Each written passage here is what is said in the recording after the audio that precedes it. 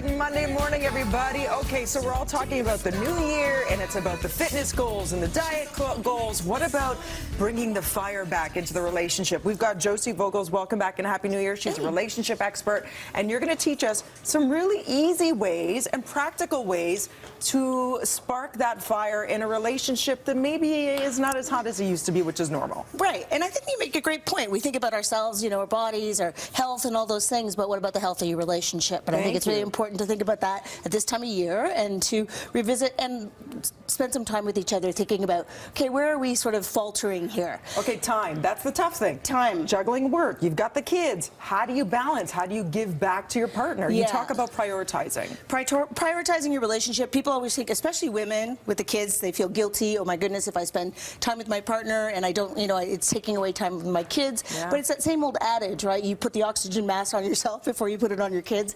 Put the oxygen mask on your relationship before you put it on your kids, because if you prioritize your relationship and you spend time with each other and you keep that intimacy alive with each other, you're setting an example for your kids. You're feeling better about yourself because you're rejuvenating yourself, because let's face it, intimacy and feeling good about your relationship makes you feel good about yourself. And then when your kids leave, eventually they will, you won't have as much of an empty nest because you actually know one another. You've continued that foundation as opposed to just dropped it off 20 years ago and now you're connected, just you and your wife at the house. And that's the other thing too, is relationships, people think, okay, I can ignore it, you know, and then it's like suddenly I can ignore my body and then suddenly I'll go to the gym once and I'll be in perfect shape. Yeah. And it doesn't work that way with relationships. You need little things every day to stay connected.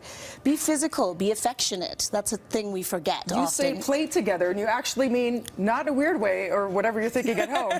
You mean very PG, like Monopoly or... Like just spending time focusing on each other. One thing I think is a great tip for New Year's is, even when it comes to intimacy, it's sort of sit down for 10 minutes once a week and say, hey, check in. How are you doing? You know, communication-wise, are you feeling your needs are being met? Are you feeling loved? Are you feeling cared for? Physically, are your needs being met? What are some of the things we can do? And maybe, you know, suggest a little saucy suggestion that you could maybe try out. And I love that you say, actually listen. You know, not where you're doing the dishes, how'd your day go? Right. Or, you know, on the computer, so what else is new at the office?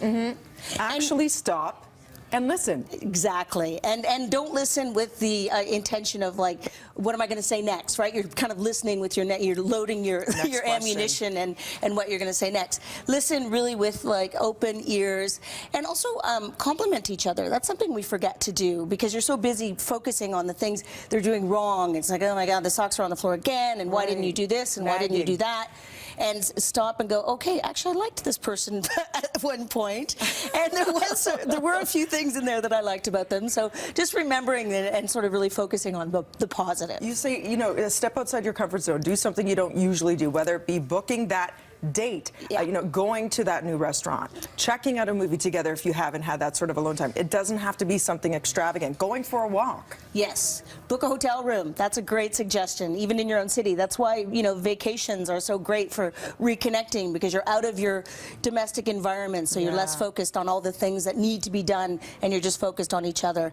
Bring in some adventure and some fun. There's a product called KY Touch Warming Oil and Lubricant. I think like a massage, a really like lovely massage. A sensual massage. Absolutely. Just a way to add a little adventure and fun. Yeah. And, you know, make things sometimes a little more comfortable. Sometimes we need that, us ladies as well, especially as we get older. So just adding things into your relationship, it doesn't have to be a big elaborate display. It can just be something very simple. And it helps to fight stress. You talk about, and studies show that even so much as, you know, holding hands, a touch on the cheek, you know, a light kiss, hugging, cuddling, all this stuff is so good for all of those anxiety and stress, and it reduces all the hormones that create a lot of problems with our health. Touch releases a hormone called oxytocin, which is the connection drug. The feel-good. The feel-good drug. It's what you release as a mother with your baby. Thanks, Josey. For more information, k-y.ca or k-y.ca, and follow Josey on Twitter @VogelsJ. Thank you. Thank you. Right.